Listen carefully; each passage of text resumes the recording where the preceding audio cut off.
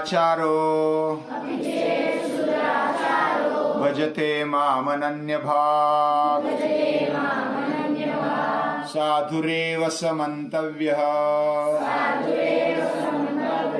सम्यग् व्यवसितो हि सः सम्यग् व्यवसितो हि सः। हम अलग अलग महापुरुषों का चरित्र देख रहे हैं और उपनिषदों में क्या कहा गया है, वो कैसे संवाद से अपने जीवन में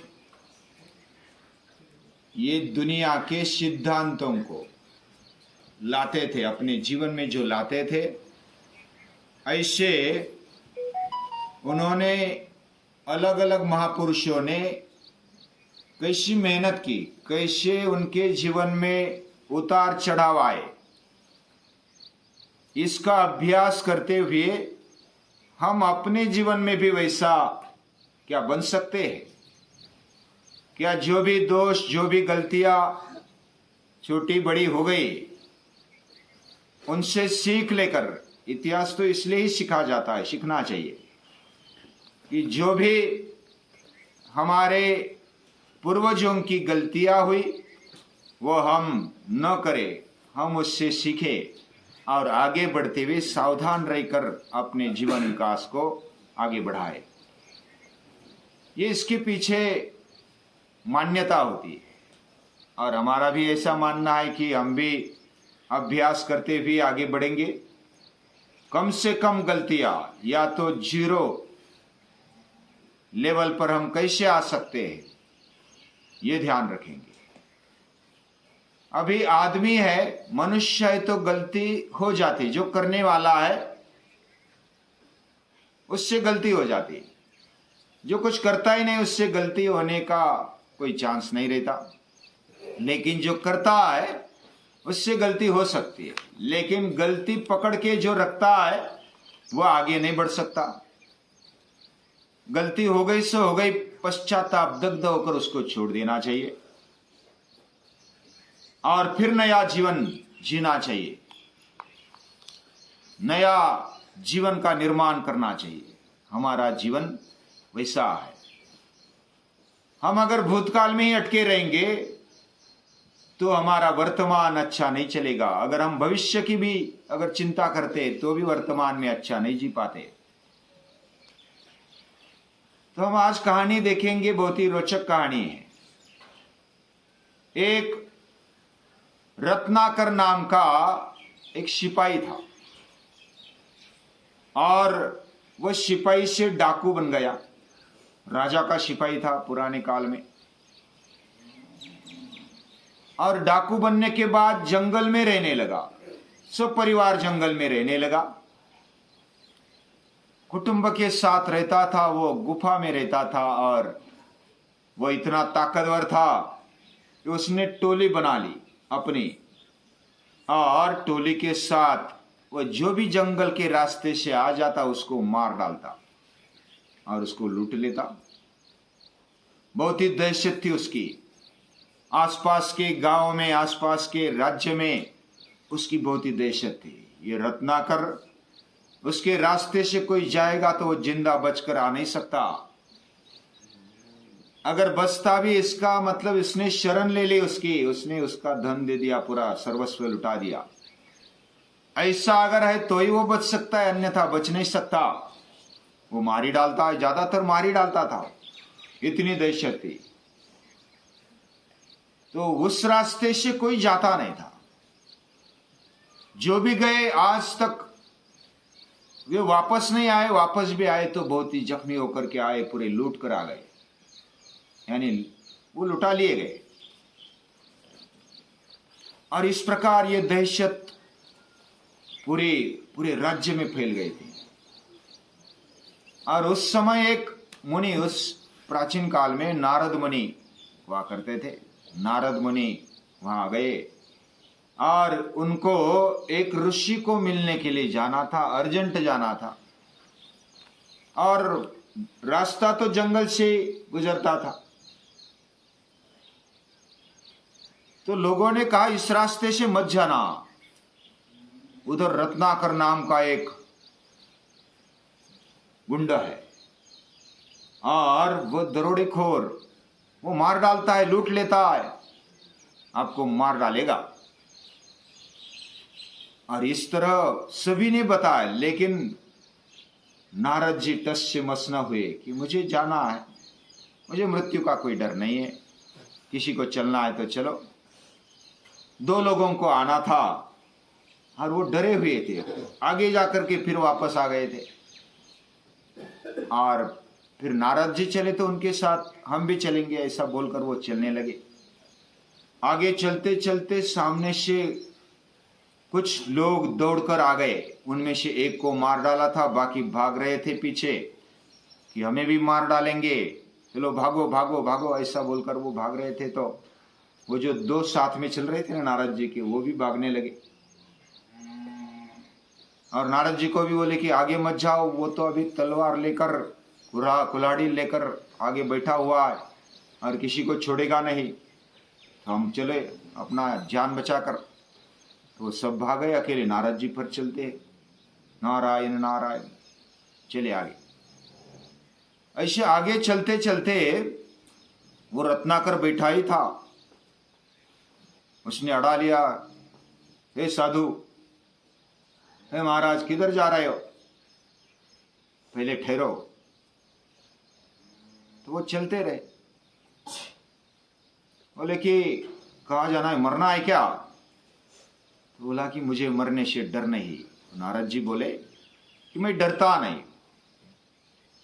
क्या तू डरता? किसको बोले? रत्नाकर को बोले कि तू डरता? बोले कि मैं भी नहीं डरता। क्या तू राजा से भी नहीं डरता इसलिए भागकर आया जंगल में? क्या तू लोगों से नहीं डरता? बोला कि मैं राजा से नहीं डरता, दंड से नहीं डरता, नियम से नहीं डरता। बोला कि पाप से डरता है, पुण्य से डरता है? पाप से भी नहीं डरता, पुण्य से भी नहीं डरता, मैं किसी से नहीं डरता हूं। क्या तू जो कर रहा है वो सही कर रहा है? पाप नहीं कर रहा है, लोगों को मारता है। तो मैं कोई गलत नहीं कर रहा हूं। मैं जब सिपाही था तब मेरे साथियों ने स्त्रियों का बलात्कार किया तो मैंने मार डाला उनको, और राजा ने मुझे निकाल दिया, मुझे सजा दे दी, तो मैं चिढ़ गया, मैं अपना प्रतिशोध ले रहा हूं। और मुझे कोई राजा का डर नहीं, कोई सैनिकों का डर नहीं, कोई किसी का डर नहीं मुझे, इसलिए तो मैं खड़ा हूं इधर जंगल में रहता हूं। तो रत्नाकर बोलते हैं कि ये तो बोलने बोलने में फंसा रहा है, इस साथियों पकड़ो इसको। तो साथियों ने पकड़ लिया, लेकिन नारद जी का बोलना जारी है। क्या तू जो कर रहा है सही कर रहा है? क्या तुझे लगता है ऐसा? और ये कौन न्याय करेगा? तू जो मार रहा है लोगों को और धन लूट रहा है, और अपने साथियों को भी बोलता है धन जो भी आता है उसका लूटो, लेकिन किसी स्त्रियों को धक्का मत लगाना, उसको माता भगिनी समझकर रहना, ऐसा अपने साथियों को भी बताता था।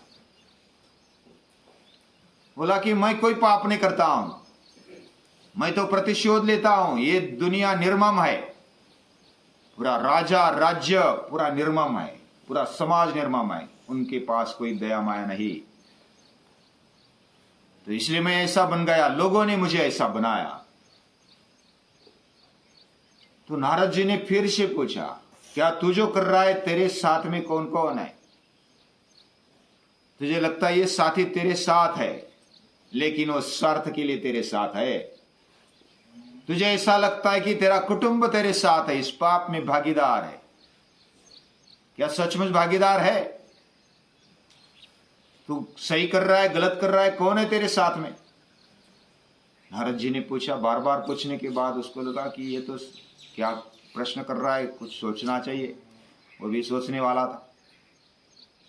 हालांकि साथी इसको पकड़ कर रखो, मैं पूछ कर आता हूं अपने कुटुंब को। उन्होंने पकड़ कर रखा, बांध दिया एक पेड़ से, और रत्नाकर जाता है जंगल में, गुफा में।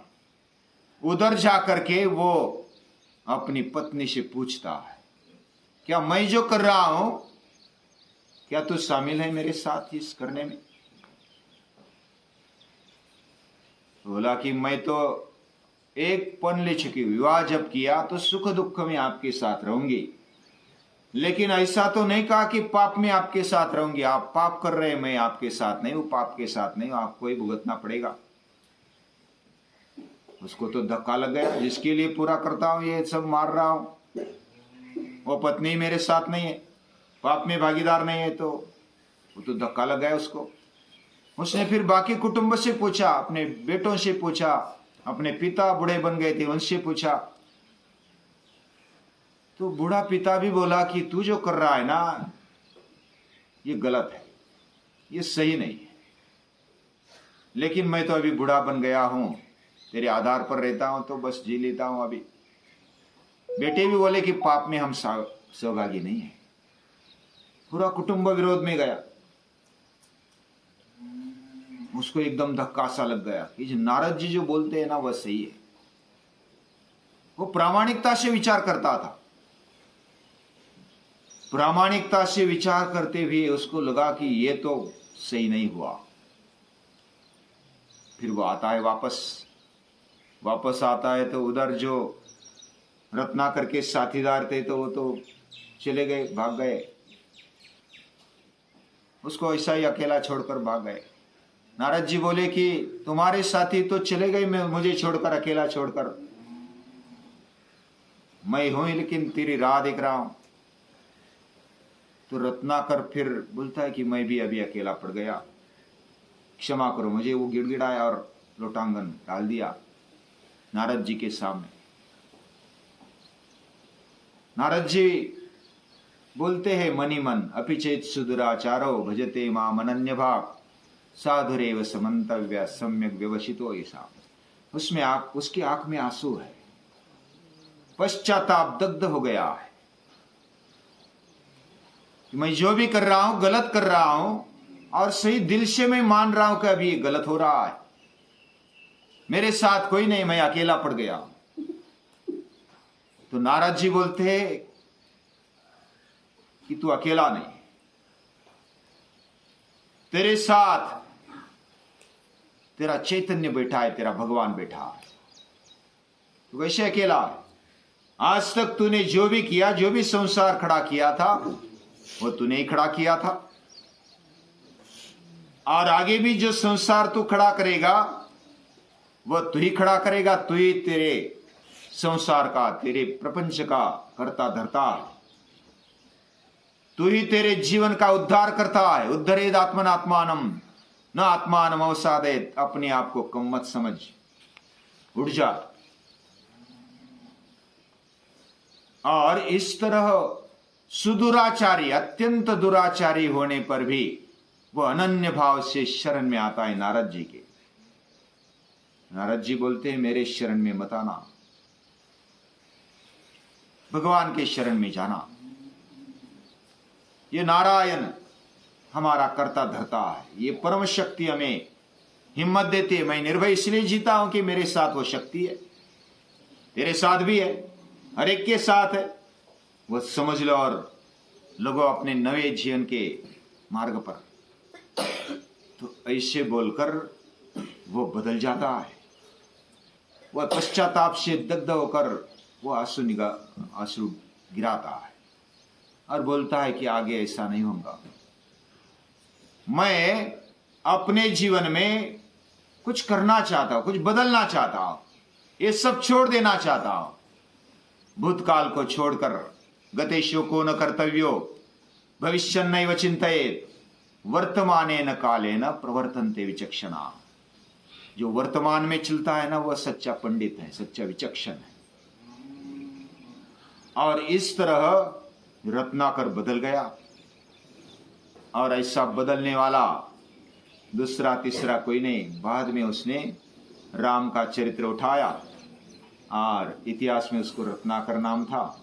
बाद में फिर कौन बन गए? वाल्मीकि ऋषि बन गए। उन्होंने रामायण लिखी, बड़ा महाकाव्य वो लिखा है।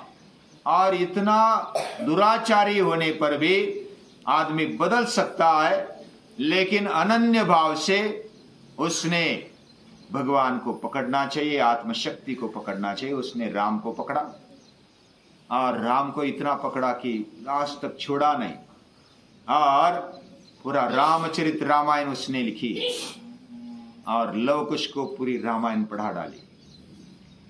ये महाकाव्य, ये दुनिया का संस्कृत का पहला महाकाव्य माना जाता है। 24,000 श्लोक है। ऐसे रत्नाकर ने अपने जीवन को बदल दिया। हमारा भी जीवन बदल सकता है। गतेशो को न कर्तव्यो, जो हो गया सो हो गया, लेकिन बार बार ऐसी गलती मैं नहीं दोहराऊंगा और आगे चल करके मैं विचार पूर्वक एक एक कदम डालूंगा। ऐसा सोच करके जो चलता है वह अपने जीवन में आगे बढ़ता है, जीवन विकास करता है। ऐसा जीवन हमारा हो जाए, हमें प्रेरणा मिले। सभी ऋषियों को